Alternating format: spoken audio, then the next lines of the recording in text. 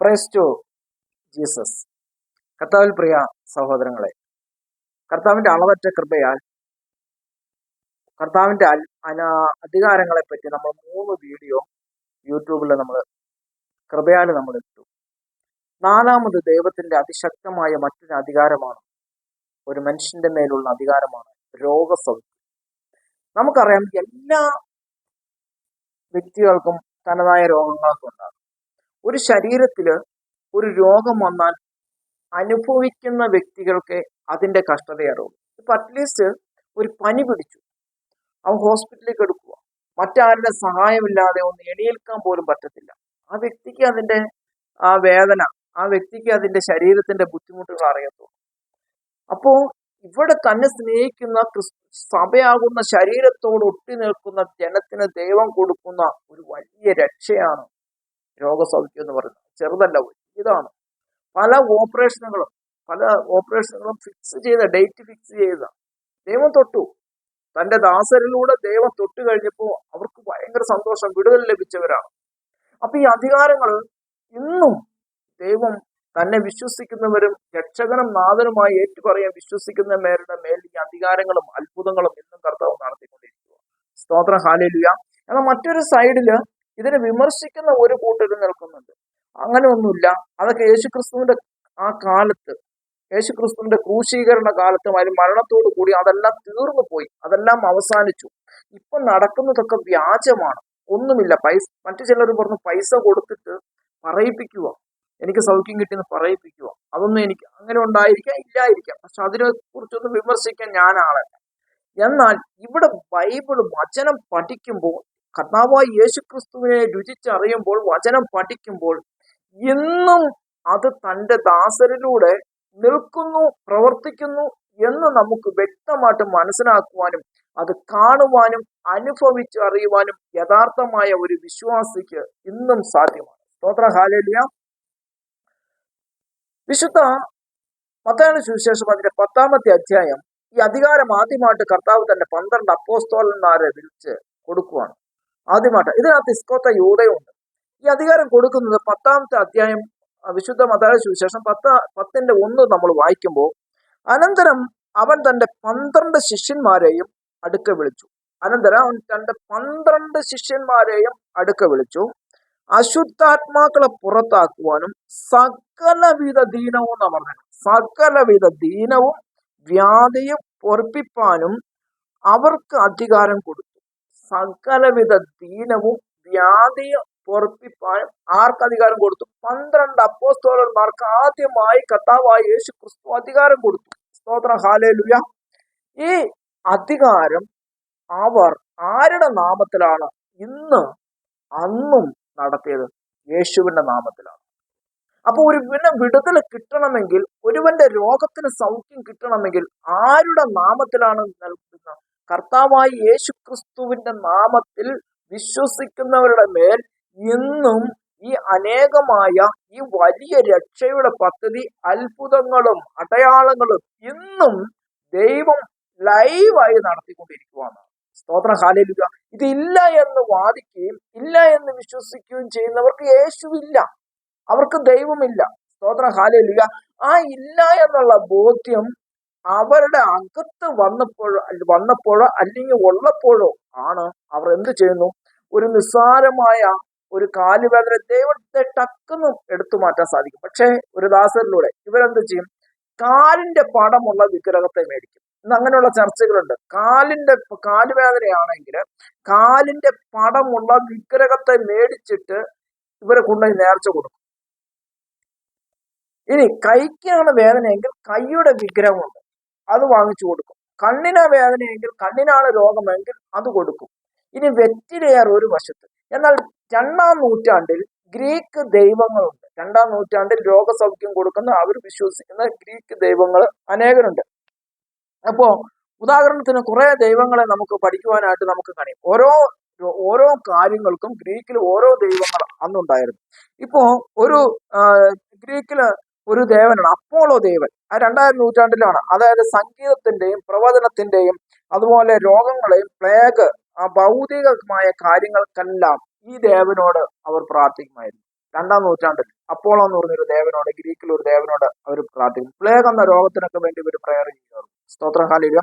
അതുപോലെ ആരാസ് യുദ്ധത്തിന്റെ ഗ്രീക്ക് ദൈവന, അവർ യുദ്ധത്തിന് പോകുമ്പോൾ ഈ ആരാസ് എന്ന് പറയുന്ന ദൈവത്തിനോട് അവർ പ്രാർത്ഥിക്കും. അതുപോലെ ഡയോനിയസിസ് മദ്യത്തിന്റെ ദൈവമാണ്. അപ്പൊ ഇങ്ങനെ ഓരോ കാര്യങ്ങൾക്കും ഗ്രീക്കില് ദൈവമുണ്ട്. എന്നാൽ ഒടുക്കം സിയോസ് അത് ദൈവങ്ങളുടെ രാജാവാണ്. ഈ പറഞ്ഞ എല്ലാ വിവിധ തരം കാര്യങ്ങൾക്കും വേണ്ടി വിവിധ തരം ദൈവങ്ങൾ ഗ്രീക്കില് മിത്തോളജിയിൽ അവർ വിശ്വസിച്ചിരുന്നു. എന്നാൽ ഇതിന്റെ എല്ലാം ഒരു ദേവനാണ് സിയൂസ്, ദൈവങ്ങളുടെ രാജാവ്. അപ്പൊ ഈ ദൈവങ്ങളുടെ എല്ലാം അന്നത്തെ കാലത്ത് ഇന്ന ദേവനോട് പോയി പ്രാർത്ഥിച്ചാൽ ഇന്ന കാര്യങ്ങൾ നടക്കും, ഇന്ന ദൈവത്തിന്റെ അടുത്ത് പോയി പ്രാർത്ഥിച്ചാൽ യുദ്ധങ്ങൾ ഞങ്ങൾ ജയിക്കും എന്ന് ആ കാലത്ത് 2-ാം നൂറ്റാണ്ടിലെ ഗ്രീക്കിലെ ജനങ്ങൾ വിശ്വസിക്കുമ്പോൾ, ഇതേ വിശ്വാസം ഇന്ന് കൊണ്ടുവന്നിട്ട് ഇന്ന വിശുദ്ധന്റെ അടുത്ത് പോയി ഇന്ന കാര്യങ്ങൾക്ക് പ്രാർത്ഥിച്ചാൽ ഇന്ന കാര്യങ്ങൾ നടക്കും, അതേ വിശ്വാസം ഇന്ന് ഓരോ വ്യക്തിയുടെയും അതായത് യേശുക്രിസ്തുവിൽ ഇന്ന് ഈ അത്ഭുതമില്ല എന്ന് പറയുന്ന വ്യക്തികളുടെ അകത്തിരിക്കുന്ന ഈ വിശ്വാസം, ഗ്രീക്കിലെ ദേവന്മാരോട് ആദിമകാലത്ത് പ്രാർത്ഥിച്ച വിശ്വാസം അവരുടെ അകത്ത് വെച്ചുകൊണ്ട് ഇവരുടെ ഓരോ കാര്യങ്ങൾക്കും ഓരോ തലത്തിലുള്ള വഴിപാടുകൾ ഇന്നും കഴിക്കുന്നു.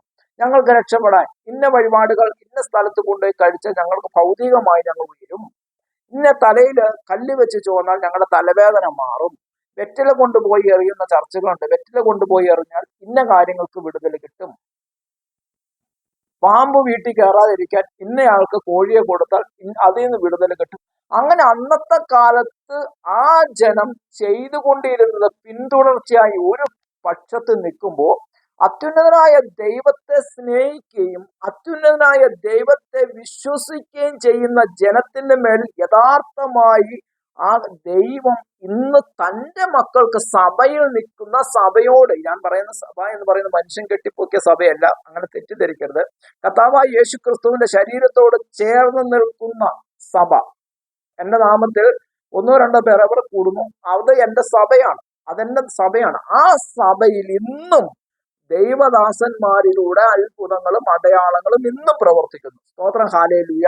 അപ്പോ ചിലർ പറയുന്നു കർത്താവായ യേശു ക്രിസ്തുവിന്റെ കാലത്തോട് കൂടി ഈ രോഗസൗഖ്യങ്ങളും ഭൂതങ്ങളെ പുറത്താക്കുന്ന എല്ലാം തീർന്നു പോയി എന്ന് പറയുന്നുവെങ്കിൽ ഇന്ന് പരിശുദ്ധാത്മാവില്ല. പരിശുദ്ധാത്മാവ് ഇന്ന് ഉണ്ടെങ്കിൽ സ്തോത്രം, ഹല്ലേലൂയ, ആ അന്ന് യേശു ക്രിസ്തു ചെയ്തതിനേക്കാൾ കൂടുതൽ കാര്യങ്ങൾ ചെയ്യുമെന്ന് കർത്താവ് പറഞ്ഞിട്ടുണ്ട്. ഞാൻ ചെയ്തതിനേക്കാൾ കൂടുതൽ ആത്മാവ് വന്നു കഴിയുമ്പോൾ ഞാൻ ചെയ്തതിനേക്കാൾ കൂടുതൽ തന്നെ വിശ്വസിക്കുന്ന തന്റെ ദാസര് ചെയ്യും. സ്തോത്രം, ഹല്ലേലൂയ, ഹല്ലേലൂയ. ഇവിടെ നമുക്ക് 10-ാമത്തെ അധ്യായം, അതിന്റെ വിശുദ്ധ മത്തായി സുവിശേഷം 10-ാമത്തെ അധ്യായം അതിന് 8-ാമത്തെ വാക്യം വായിക്കുമ്പോൾ, രോഗികളെ സൗഖ്യമാക്കുവാൻ, മരിച്ചവരെ ഉയർപ്പിപ്പിൻ, കുഷ്ഠരോഗികളെ ശുദ്ധമാക്കുവിൻ, ഭൂതങ്ങളെ പുറത്താക്കുവിൻ, സൗജന്യമായി നിങ്ങൾക്ക് ലഭിച്ചു, സൗജന്യമായി കൊടുപ്പിൻ എന്നാണ് പറയുന്നത്. അപ്പോൾ അപ്പോസ്തലന്മാർക്ക് പറയുന്നു നിങ്ങൾക്ക് സൗജന്യമായി കൊടുക്കുക. ഏതൊക്കെയാണ് കൊടുക്കുന്നത്? രോഗികളെ സൗഖ്യമാക്കണം, ഭൂതങ്ങളെ പുറത്താക്കണം, മരിച്ചവരെ ഉയർപ്പിക്കണം, ക്രൂശിലെ രക്ഷ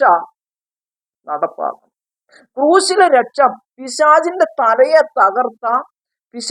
തലയെ തകർത്ത കർത്താവായ യേശു ക്രിസ്തു ക്രൂശിലെ രക്ഷ തന്നെ സ്നേഹിക്കുകയും തന്നെ ആരാധിക്കുകയും ചെയ്യുന്ന ജനത്തിന്റെ മേളിൽ ഇന്നും ദൈവം കൊടുത്തുകൊണ്ടിരിക്കുകയാണ് ക്രൂശിലെ രക്ഷ. സ്തോത്രം, ഹല്ലേലൂയ, ഹല്ലേലൂയ. അപ്പൊ ഒന്ന് ചിന്തിച്ചു നോക്കി. മറ്റൊരു സ്ഥലത്തൊരു വാദം, ഇവിടെ യഥാർത്ഥമായി ലൈവ് ദൈവം ഇന്നും തന്റെ ദാസരിലൂടെ അത്ഭുതങ്ങളും അടയാളങ്ങളും പ്രവർത്തിച്ചു കൊണ്ടിരിക്കുകയാണ്. ആമേൻ, ഹല്ലേലൂയ. അപ്പോഴാണ് ഒരു സെക്ഷൻ ആൾക്കാർ പറയുന്നത് ഇത് തെറ്റാണ്, ഇത് നടക്കുന്നില്ല, ഇത് വെറുതെയാണ് എന്ന് പറയുമ്പോൾ ഇവിടെ ലൈവ് ഇനി കർത്താവിന്റെ കാലത്തോടെ തീർന്നു പോയി എന്ന് പറയുമ്പോൾ അതിന് പുതിയ ലേഖനങ്ങളിലൂടെ നമുക്ക് തെളിവെടുക്കാം. സ്തോത്രം, ഹല്ലേലൂയ.